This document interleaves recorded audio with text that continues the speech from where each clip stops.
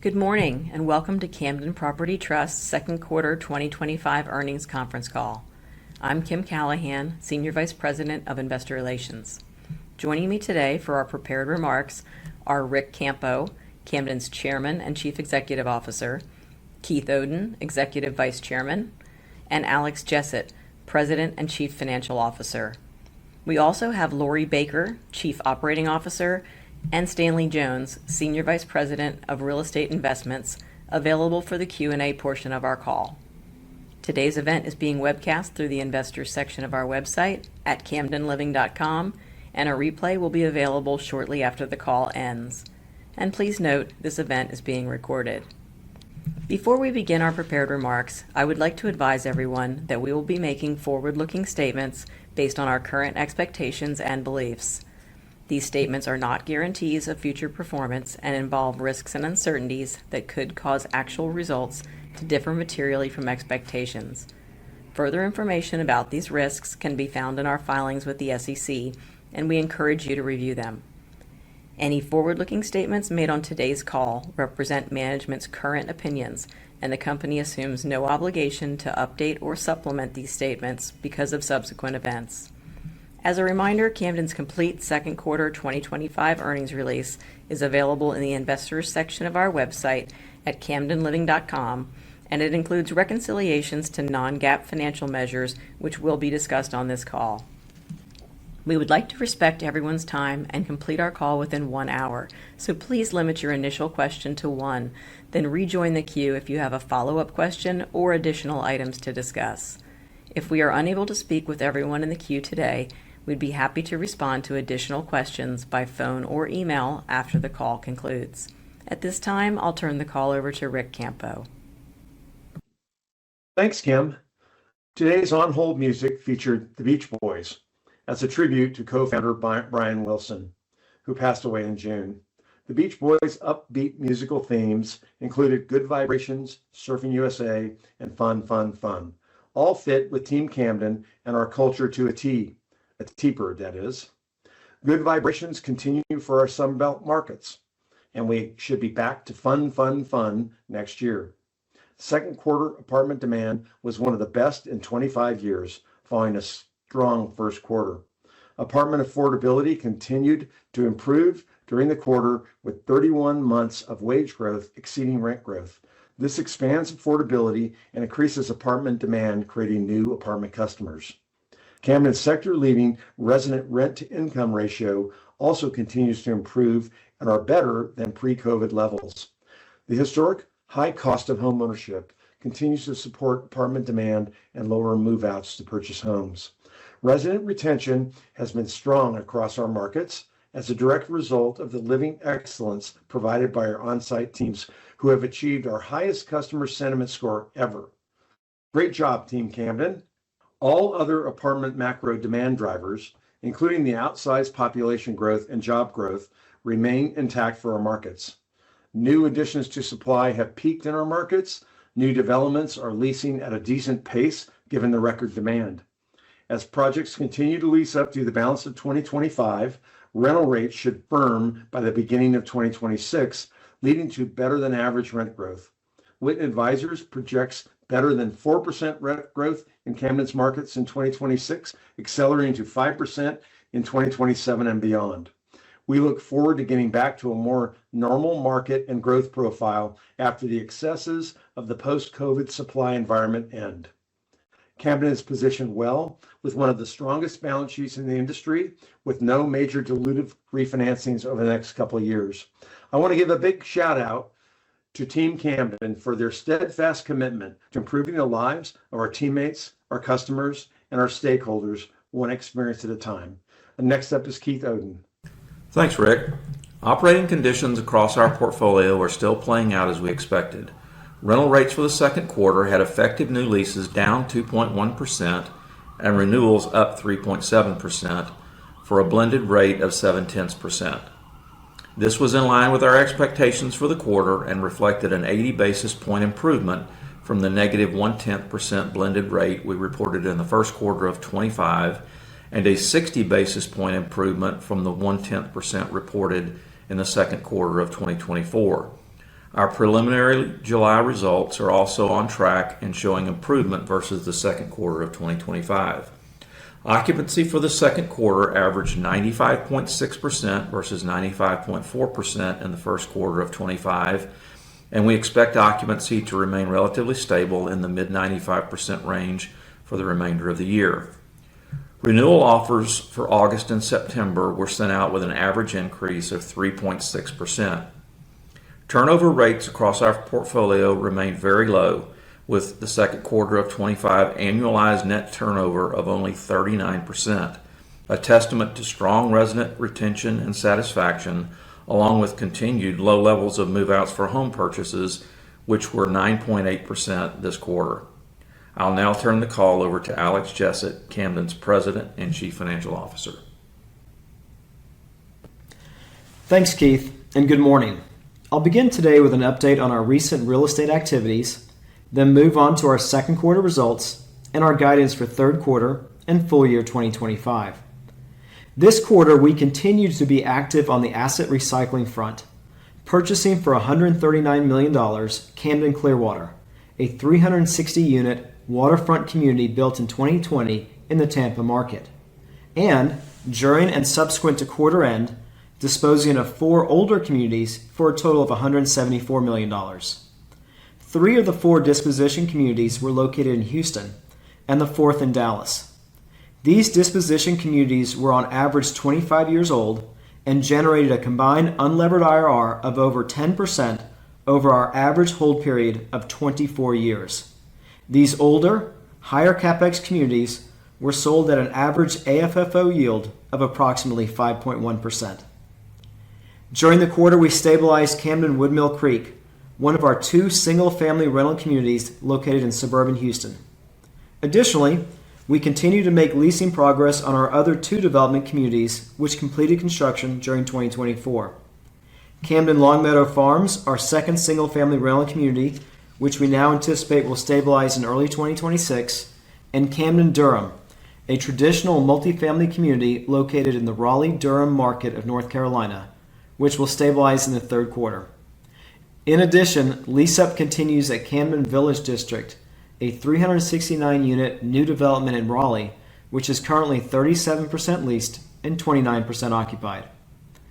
At the midpoint of our guidance range, we are still anticipating $750 million in both acquisitions and dispositions.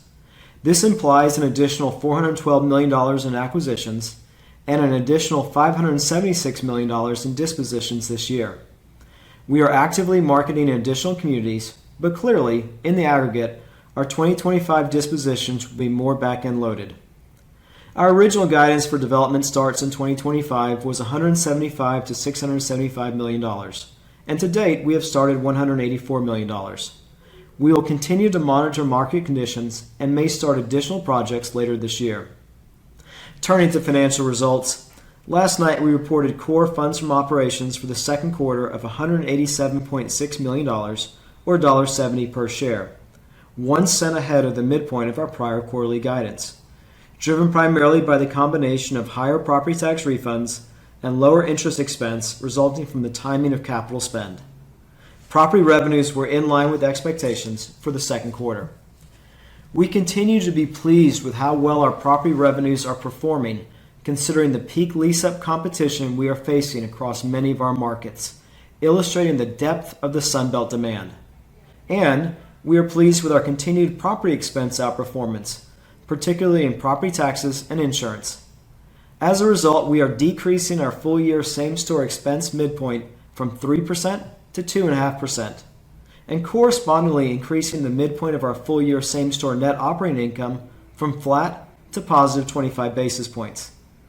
Property taxes represent approximately 1/3 of our operating expenses and are now expected to increase by less than 2% versus our prior assumption of 3%. This is primarily driven by favorable settlements from prior year tax assessments and lower values from our Texas markets.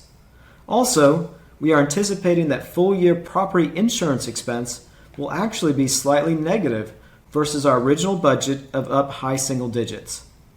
Almost entirely as a result of the 25 basis point increase in same-store net operating income, We are increasing the midpoint of our full-year core FFO guidance by 3 cents per share from $6.78 to $6.81. This is our second consecutive 3 cent per share increase to our 2025 core FFO guidance. We also provided earnings guidance for the third quarter. We expect core FFO per share for the third quarter to be within the range of $1.67 to $1.71, representing a 1 cent per share sequential decline at the midpoint, primarily resulting from the typical seasonal increases in utility and repair and maintenance expenses. Non-core FFO adjustments for 2025 are anticipated to be approximately 11 cents per share and are primarily legal expenses and expense transaction pursuit costs. Our balance sheet remains incredibly strong with net debt to EBITDA at 4.2 times. We have no significant debt maturities until the fourth quarter of 2026 and no dilutive debt maturities until 2027. Additionally, our refinancing interest rate risk is the lowest of the peer group, positioning us well for outsized growth. At this time, we will open the call up to questions. Thank you. If you would like to ask a question, please press star then one on your telephone keypad. If your question has already been addressed and you'd like to remove yourself from queue, please press star then two. At this time, we'll pause for just a moment to assemble our roster. And today's first question comes from Eric Wolfe at Citi. Please go ahead. Hey, thanks for taking my question.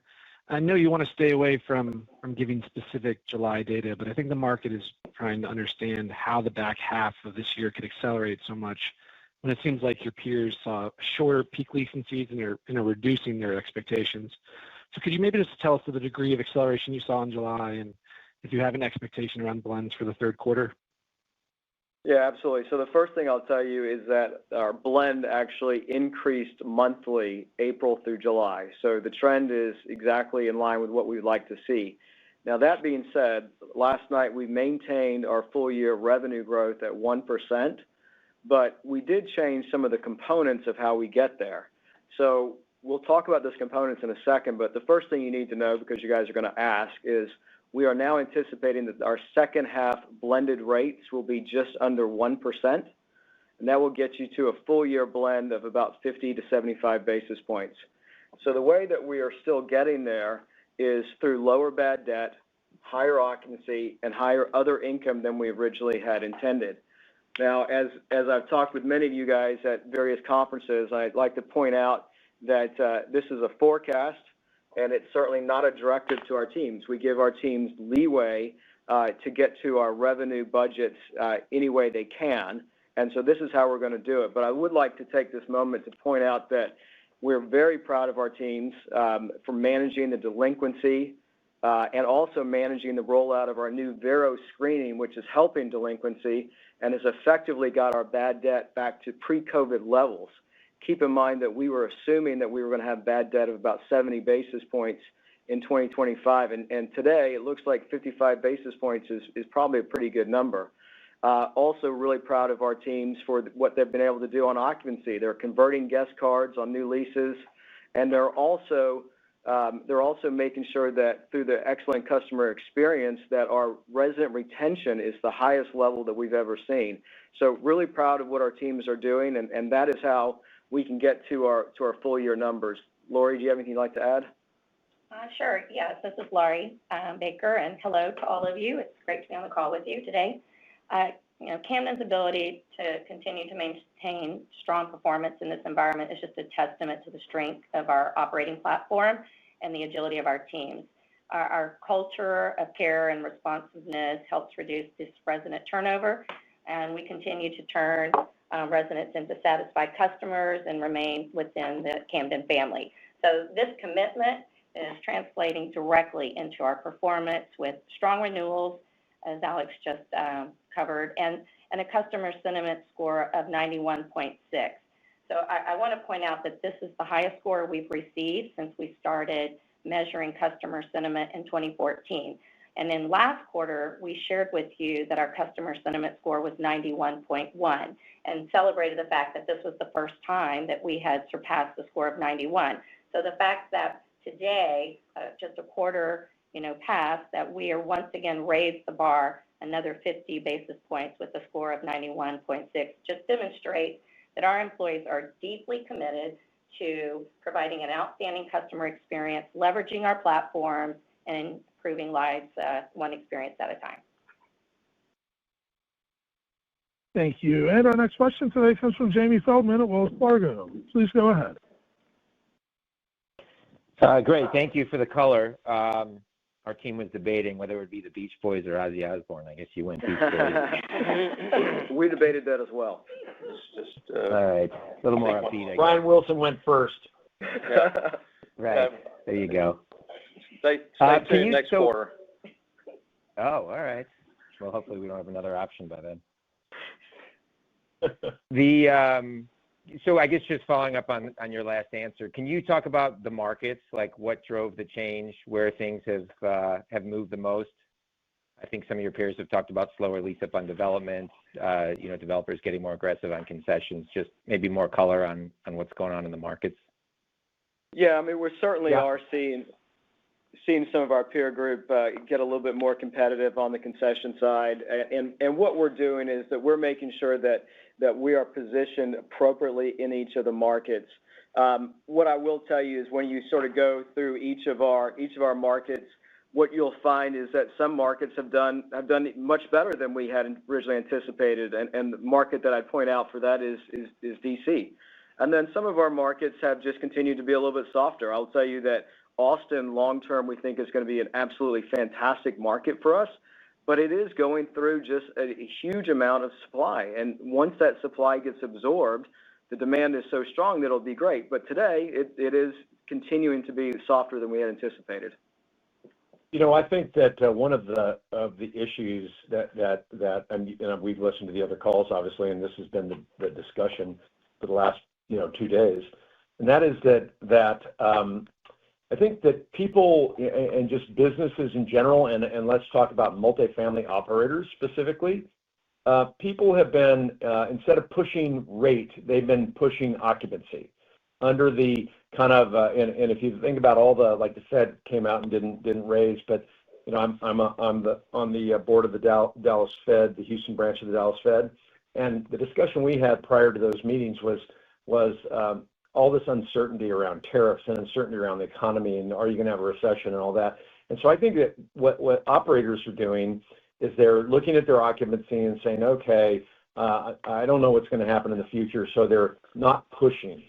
And that is a really interesting issue because it's not that you can't push, it's that they aren't pushing because they're worried about the future. And so I think this uncertainty around everything that's going on in our economy and politically and all that has caused people to be more cautious and gone to a more occupancy-led push. And when you do that, that means you don't push your new lease rates as much, and you try to keep the existing residents as long as you can, right? And so I think that's kind of the industry mindset right now, and the consumer itself is healthy. I mean, we've had 31 months of wage growth and apartment rents have been flat. The customer is healthy. The customer is out there, and it's not a customer issue as much as it's a mindset of the operators trying to protect themselves for the back half of the year, probably. Thank you. And our next question today comes from Haendel St. Juste with Mizuho. Please go ahead. Hey, guys. Good morning. Just to follow up on the last question, I was hoping you could dig a bit more into the DC and LA portfolio performance. There's some concerns about the near-term outlook given some recent weakening trends there. So maybe some color on how they performed year-to-date on blend, what you expect from them in the back half of the year, and then also maybe explain how your DC portfolio has held up so well. It seemed to be a bit of an outlier. Thanks. Yeah, absolutely. So I'll just walk through some highlights around DC. So DC had the second highest quarter-over-quarter revenue growth in our portfolio at 3.7%. Interestingly, after listening to some of our peers, our actual highest quarter-over-quarter revenue growth market was LA. In addition, DC had our highest second quarter occupancy at 97.3%, our highest second quarter rental rate growth at 4.1%, our highest sequential rental rate growth at 1.2%, our highest second quarter blended rate growth at 5.8%, and we're seeing absolutely no slowdowns in guest cards. So I will tell you, I would take every one of our markets to be behaving like DC today. And when you sort of break it down into its components, remember that we have most of our exposure is in Northern Virginia, and then it goes from Northern Virginia to Maryland and then to the district. And Northern Virginia is the one that's performing the best, followed, though, this quarter by a little bit of a flip. The district is actually doing slightly better than Maryland. So I think a lot of it is where we're positioned in the markets. And I also think a lot of it is that the sort of the DOGE concerns are probably pretty overstated currently for what we're seeing inside the district. Thank you. And our next question today comes from Austin Wurschmidt with KeyBanc Capital Markets. Please go ahead. Hey, good morning, everybody. I guess, Rick, just given your comments about affordability, the strong wage growth, and supply moderating in the coming years, I mean, how good do you think rent growth could be in the coming years? And is there a period of time that, historically that this reminds you of? It does. It reminds me of after the Great Recession in 2008 and 9 and 10. I think we came out in 2010 when people were still very bearish about the apartment markets. And we made a pretty bold statement at the time and said that the next 3 years is going to be the best 3 years of apartment revenue growth that we've had in the last 2 decades. And it turned out to be correct. And you had the same kind of, and obviously the COVID scenario is very different than the financial crisis scenario, but the what drove things where you had oversupply and then demand got crushed during the financial crisis. In this case, we have oversupply because of the COVID, exuberance because of the rent snapback we had post-COVID, and then you had free money for a long time, so you had this massive increase in supply, a 50-year high. And so what's happening now, the interesting part of that is we haven't had a demand fall off. Our demand in the last 2 years has been the highest it's been in 20 years. And so you have this interesting issue where we have big time supply and then we have big time demand. And I would say, in the face of big time demand or big time supply, when our top line growth is flat or up a little, we're cheering that, because usually when you have massive oversupply, you have massive declines in rents and occupancy, and it's an ugly picture for the multifamily group. In this case, our flat NOI growth and call it flat at 1% is really a blessing in the face of the supply. So what's happening now, and if you look at the starts, I mean, starts are down 76% in Charlotte, Denver, Austin, Atlanta, and DC. They're down 60 to 76% in Tampa, Orlando, Phoenix, and Nashville. They're down 45 to 65% in Dallas, Houston, West Palm Beach, and Fort Worth. So when you look at those supply numbers, clearly the supply is down significantly. It's going to be down significantly. As I said in my original opening comments, the Witten Advisors has a kind of an on average 4% growth in 2026 for Camden markets and 5+ in 2027 and then more beyond. And some of the markets are going 6-7% up. And it's kind of like when you think about Austin and Nashville, those markets are down significantly. And so what you're going to have is a snapback. And the snapback is going to be pretty strong. And we've seen this historically over the years when you have excess supply in markets that continue to grow, because Austin continues to grow. It's one of the best job growth markets in America. So is Nashville. The problem is you got all the supply to take up. And so I think that 26, 7, and 8 could be as good as 11, 12, and 13. Thank you. And our next question today comes from Steve Sakwa at Evercore ISI. Please go ahead.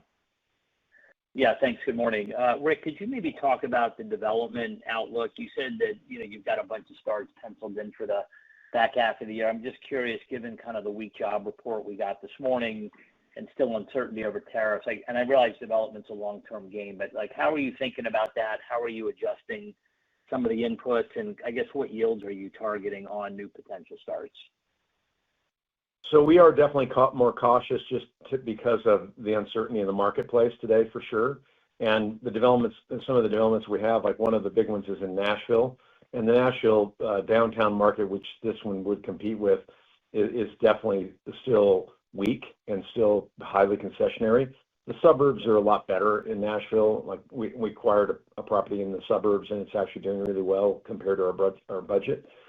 So we are going to be a developer. There's no question about it. We'll start our developments at some point, but we want to make sure that the yields are reasonable. And from a yield perspective, we're looking at the low 5s to the low 6s.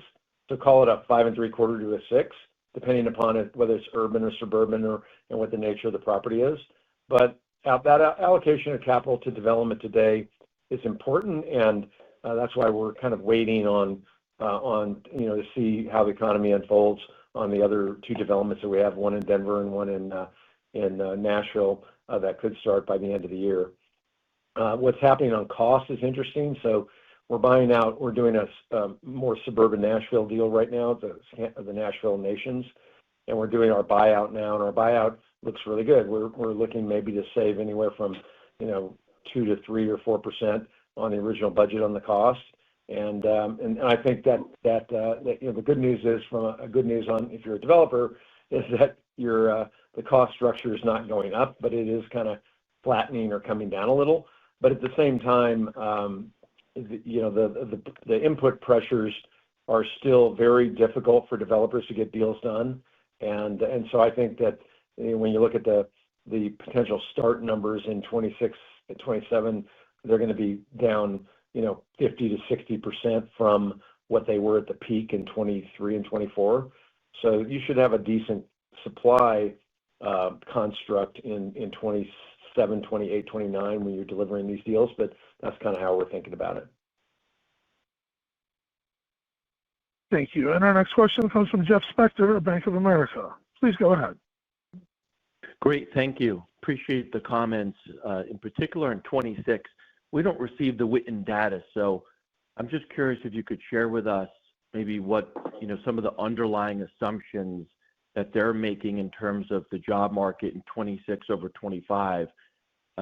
Given the weaker report this morning, and then I guess your thoughts on that, specifically, because you've mentioned some, rental projections for Camden's markets in 26. I know you don't do your own forecast, but, is that achievable? Do you think it's just simply lower supply? Or again, I guess if you could share with us what Witten's assuming for jobs next year. Thank you. Yeah, so I'll just give you the progression on Witten's numbers for completions. So in 2024, Witten, and these are just for Camden markets, Camden's 15 operating markets. Witten had completions in 2024 at about 250. He has completions in 2025 down to 190, and then they fall further to about 150 in 2026. And when Rick's talking developments, you're really out to 27, and we have Witten numbers out in 27, and the total completions in 2027 across Camden's platform would be about 120,000. So if you think about that progression from 2024, which was the peak in Camden's markets, we expect that to be down from 245 to 120 between 2024 and 2027. So clearly, you're at that level, and when you strip out the subsidized piece of that puzzle, you're down to market rate apartments somewhere around 70 to 80,000 across Camden's entire footprint, which is astonishingly low relative to historical norms. So we're clearly headed in the right way. And the one thing about supply, even though it's maybe hard to pinpoint, is it back half of a year or beginning of the year? Does it fall into 25 or 26? The reality is, there over a 3 or 4 year period, it's absolutely knowable what the supply, what the deliveries are going to be in Camden's market. So we're very encouraged by that, and we, you know, we think that we will have opportunities to either to continue our acquisition program or to make some of the, you know, look at some of these developments that we have in our legacy land. So, but anyway, it looks very constructive based on Witten's data looking out for the next couple of years. Yeah, and on the job side of the equation, Witten has job growth coming down, and most of the so job growth in their model shows slowing job growth, because if you look at job growth in 2024 was higher than the job growth in 2025 so far, and they've taken those numbers down, and they have those numbers coming down again in 26, and I think they have less than 1 million jobs being formed in 2026. And I think the when you think about the multifamily demand component, jobs are important, and as long as we're continuing to have some job growth, you're going to continue to have decent multifamily demand, because you're not going to have, unless you have massive interest rates going down or something, something that sparks the home building market. You still have, the apartment rents are still the most affordable they've ever been relative to homeownership and relative to wage growth and all that. So we don't need as much job growth because we have so much less supply coming into the market to drive those numbers that Witness put out, the 4% and the 4% in 2026 and the 5+% in 27 and 28. Thank you. And our next question today comes from Alexander Goldfarb with Piper Sandler. Please go ahead. Hey, good morning down there. Rick, just a question on private credit. Certainly been a growing theme, and in speaking to people, it sounds like for banks, it's much more lucrative from a credit reserve perspective to make loans to private credit versus construction loans. But given there's no free lunch in real estate, and we've had blowups in the past, do you think the growth in private credit as it pertains to funding real estate development is something to be worried about, or your view is right now because of how much the coupons in those loans and the fact that merchant guys are having trouble anyway putting deals together, that you're not too concerned about the private credit sort of flooding real estate development and causing issues down the way? No, I don't think so at all. I think because when you think about the private credit, I mean, somebody getting a mezz loan, if you can get a construction loan at a reasonable number. The mezz loans are double-digit returns, and that just puts pressure on the numbers for a developer to get their deal done. So I don't look at that as, I mean, if it was like 6-7% money or 8% money maybe, but not if it's 10 to 13. Thank you. And our next question today comes from John Kim at BMO Capital Markets. Please go ahead. Thank you. On the revised blended guidance of a little bit under 1% in the second half of the year, suggests an acceleration in new lease rates from the second quarter, given renewals are being sent out at 3.6. So I was wondering how much visibility you have on new lease rates for this quarter, and how you compare third quarter versus the fourth quarter in terms of blended. Yeah, absolutely. So if you look on a blended basis for the second quarter, we were a positive 70 basis points, and we are assuming a slight acceleration from that in the third quarter to call it just under 1%. What I will tell you is keep in mind that we're now through July, and remember that new leases are generally about 25 days ahead of schedule, and renewals are about 60 days ahead of schedule. So we've got pretty good visibility all the way through the third quarter. The other thing that we know is we know where we are in occupancy, and we've got very good visibility of where occupancy looks for 60 days out. So that positions us pretty well to understand what the fourth quarter should look like. So feel very good about our assumptions and very good about the visibility that we have to ensure that we can make these numbers. Thank you. And our next question today comes from Brad Heffern with RBC Capital Markets. Please go ahead. Yeah. Hi, everybody. Thanks. Rick, do you think the high levels of supply and attractive pricing and concessions are pulling forward any demand from the future? Obviously, that's the whole point of lower prices. So I'm just wondering if some component of the record demand we're seeing is due to prices being so attractive, and if maybe that might tail off if there was a pricing recovery. No, I don't think so, because when you think about it, if you look at our new lease rent-to-income ratio is 18.9%. And so there's a big room for people getting really cheap rent today on a relative basis, right? And so I don't think we're pulling demand forward, because the apartment demand doesn't really operate that way. Household formation is created when people move out of their parents' homes, or they get a new job or something different like that. And so because of the affordability of apartments today, I think we have room to run. So if you think about a $2,000 a month lease and you put a 4% increase on that, it's not a massive number. And on a relative basis, since the consumers are getting a quote unquote really good deal today on apartments because of supply and demand dynamics, they have a capacity to pay more in rent. And as long as our teams are delivering the kind of customer service that they have been, then the folks are going to go, I'm living here, I like it, you're taking care of me well, and yeah, okay, I get it. You have to, I need a 4% or a 5% rent increase. You're talking about a small amount of money on a relative basis to a very, very well-heeled consumer. And as long as we provide the service to them, I think we can get those kind of rent increases in the future. So I don't think we're pulling demand forward, and I think our customers are definitely well positioned to pay more. Thank you. And our next question comes from Rob Stevenson at Janney. Please go ahead. Good morning, guys. How aggressive are you pursuing kitchen and bath renovations as well as the larger scale redevelopments at this point in the cycle? Can you talk about what you're going to be spending in 25 on that bucket and what the expected yields are? Yeah, absolutely. What I'll tell you is we continue to go after repositions. It just makes a ton of sense to us. If you look at what we're doing this year we're going to do around almost 3,000 units, and we're generating an 8 to 10% return, which works out to be about $150 per door in additional rent. And so this just makes so much sense to us.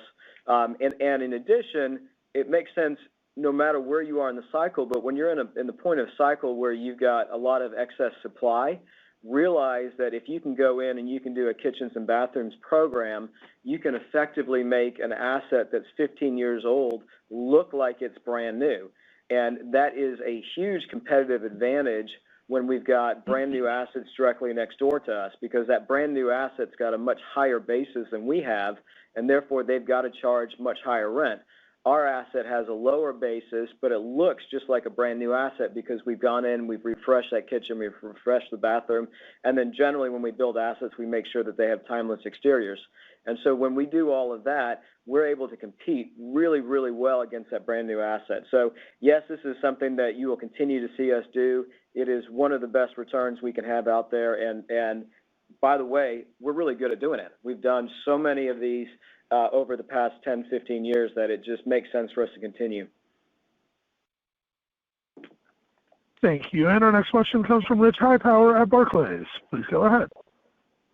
Hey, good morning, guys. So I think, if you decompose rent growth, at least over the past couple of years, obviously a lot of it's come on the back of renewals and high retention rates.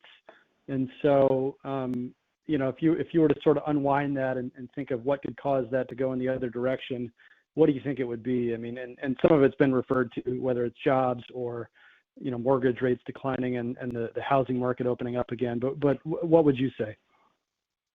I would say it's, a recession, where the consumer definitely gets stressed and you have job losses and things like that. That clearly would be something that would be a negative, for the apartment markets. Generally in a recession, if it's an easy one or a very shallow one, you have hunker down mentality. So a lot of people don't leave if they don't have to. But if you lost your job and you have to then downsize and readjust your budget to whether you move in with a roommate or a friend or family or whatever. That's probably the biggest issue. I don't think the home ownership issue is so far away now. I mean, the math, I've been spending a lot of time looking at this. You need 150 basis points of reduction in the long-term rate in order for the housing market to get serious legs. And so, I don't think that's going to be a big issue, but I think it's really just the overall economy. Thank you. And our next question today comes from Adam Kramer of Morgan Stanley. Please go ahead. Hey, thanks for the time here, guys. Just wanted to ask, and I know we've talked about the Witten Advisors forecast for the next few years, and it's really helpful to sort of hear their assumptions underlying. If you think about their rent growth, right, 4%, 5%, I think you said as early as 2026 even, wondering sort of what your view is in terms of achievability of that. Do you think that sort of supply deliveries, lease up will be in a good enough spot that, rent growth could average, could legitimately average 4% in 2026, or do you sort of take the under on that and maybe that's more of a 27, 28 story? Well, if the economy holds up the way it is, and Witten has been a pretty good, forecaster over the years. Obviously, we have, a few months to go to 2026, but that's why we use Witten. They're pretty good. So I'm not going to pound the table right now and say I know what 26 and 27 is going to be, but I do know the facts are the facts. Supply is down, and deliveries are down 50% in our markets by 2026 compared to 23 and 24. Demand continues to be strong, and unless the economy unwinds or something really crazy happens, 26 should be a really good year and should be an inflection point for the Sun Belt markets to start, having reasonable growth compared to the past. And if you think about it this way, San Francisco is one of the better markets today in growth, right? And the reason is it went down so far.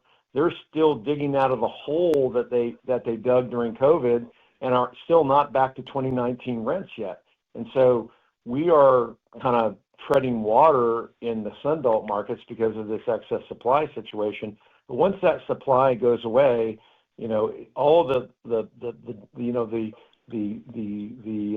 setup is just really good. And so unless the economy unwinds or something dramatically weird happens, I think those are pretty good projections. Thank you. And our next question comes from Michael Goldsmith at UBS. Please go ahead. Hi, thanks. This is Amy. I was wondering, was there anything that surprised you about the construction and lease-up process for the SFR communities? And are you looking at more projects within the SFR space, or are there any takeaways that may apply to apartments? Thanks. Yeah, so what I would tell you about the SFRs, obviously we have two of them, and just as a quick reminder, one is in far northern suburbs of Houston, one is in the far southwest suburbs of Houston.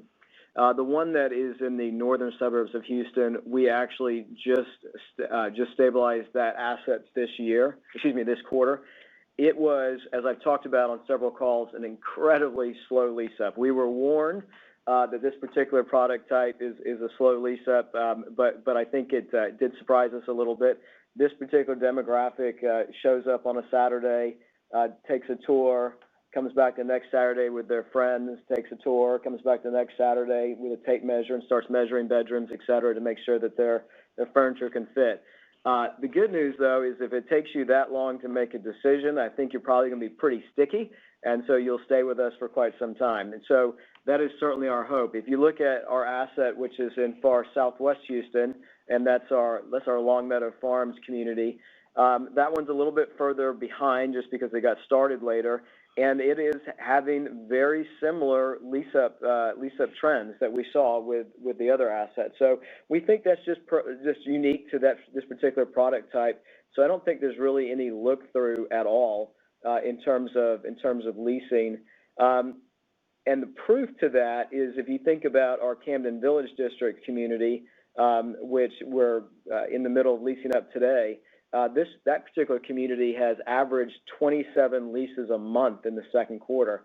When we underwrite a lease up, we assume 20 leases a month. So to have 27 leases a month is far outpacing what we expected, and it just goes to show that there is still incredible demand for traditional multifamily.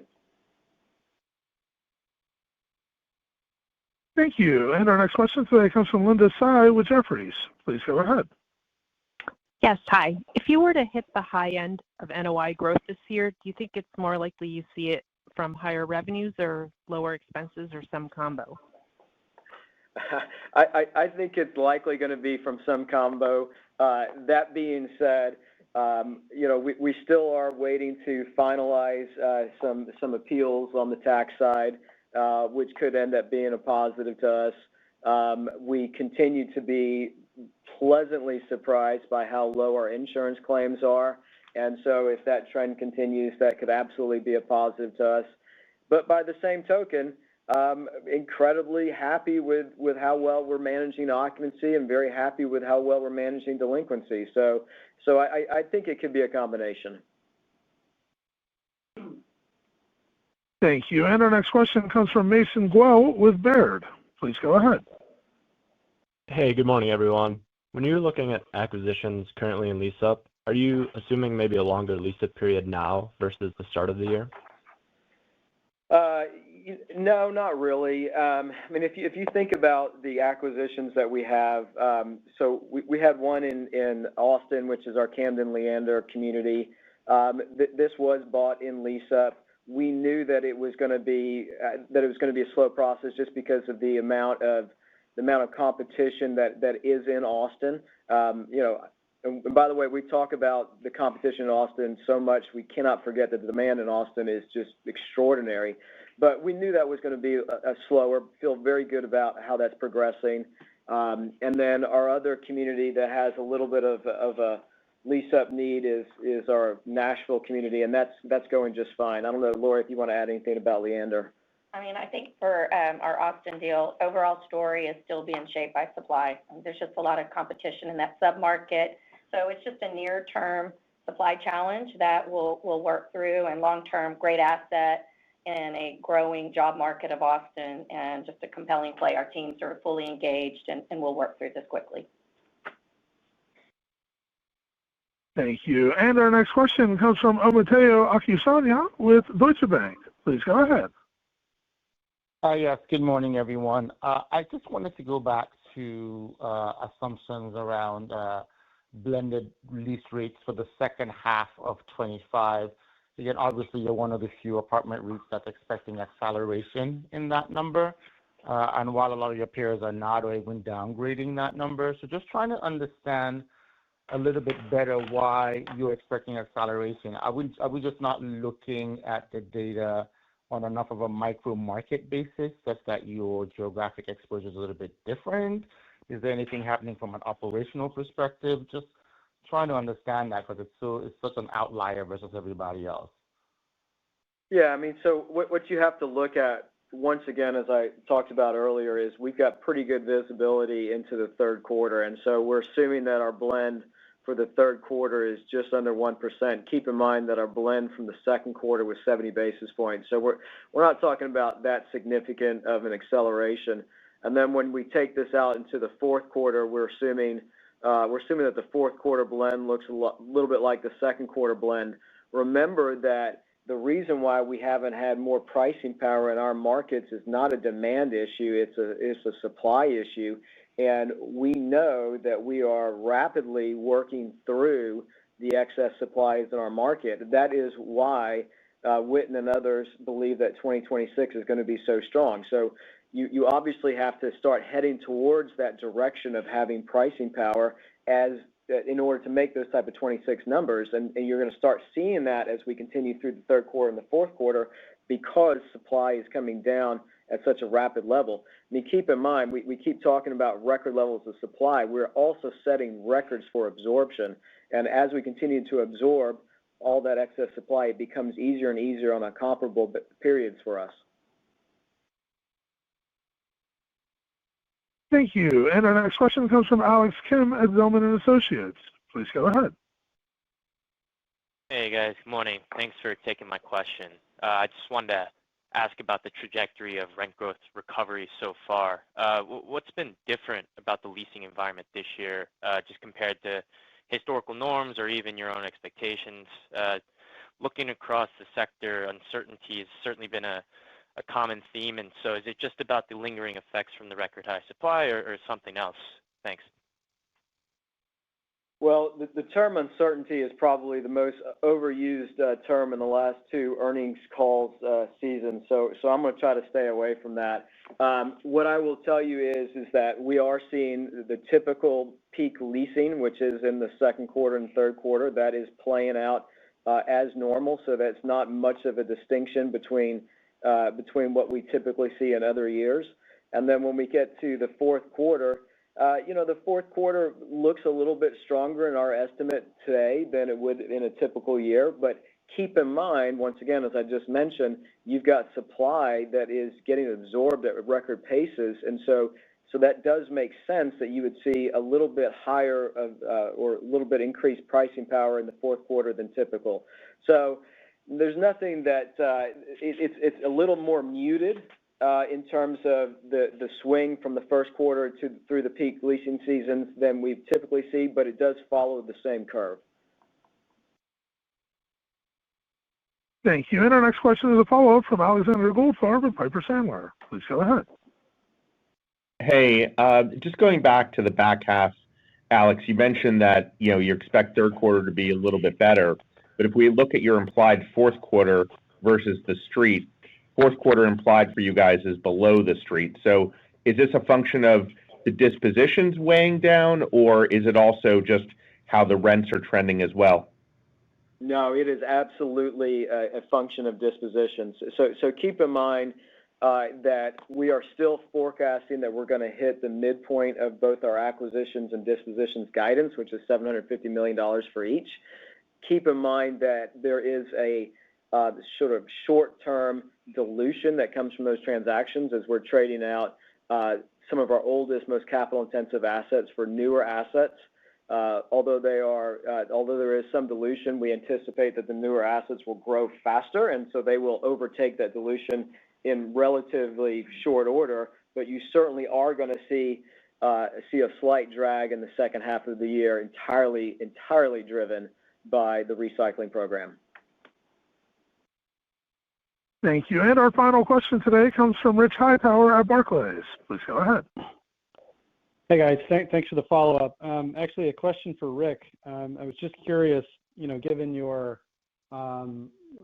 inroads at the Dallas Fed, do you find that your counterparts there are any smarter than the rest of us as far as the economy goes and making predictions? Ooh, that's a loaded question. I am definitely impressed with the data. I'm impressed with their independence too, because if you think about how the Fed and the FOMC work, is that they do so the district Fed, the district offices, including the Dallas Fed, they do a bottom-up analysis of the economy. And so I serve on the board with a lot of diverse groups, whether it's airlines or universities or chemicals, oil and gas, and what we primarily do in our meetings is we talk about what's going on in our actual businesses, right? And so I bring to the table obviously multifamily, and I think most of you know that I sit on the board of the largest privately held home builder in America, and I'm also the chairman of the Port of Houston. So I have a broad view of the economy. Now, what they do is they take that broad view and then they distill it into an economic forecast and use a lot of anecdotal discussions that we have. So I would say generally, I'm definitely impressed with their analytical capabilities. But when we're debating what's happening in the economy, I mean it's a mixed bag, right? I mean, and so I think I don't know that they're any smarter than anybody else, but I think they are definitely meticulous in how they go through their data and how they go through their analysis, and each district is independent and they have their own kind of group and their own economists, and then they take that to DC when they're at the FMOC meeting, and they all debate everything that's going on in the districts with the committee, and then they reach their decisions. I think they're pretty smart people, and they're very methodical, and they definitely are apolitical. So the discussion of raising interest or lowering interest rates because a political figure wants them lowered, that's probably never going to happen because they are independent. And you've seen that through some of the discussion with them. So it's definitely been an interesting thing for me, because I get a lot of really good economic data from other sectors that really help me and help Camden, navigate these interesting times and waters. Thank you. This concludes today's question and answer session. I'd like to turn the conference back over to Rick Campo for closing remarks. Great. Well, appreciate the time today that everybody's spending with us. And if you have any other questions, you can call Kim or Alex or me or Keith, Lori. So we're available for follow-ups, and we will see you in the fall. Have a great rest of your summer. Thank you. This concludes today's conference call. We thank you all for attending today's presentation. You may now disconnect your lines and have a wonderful day.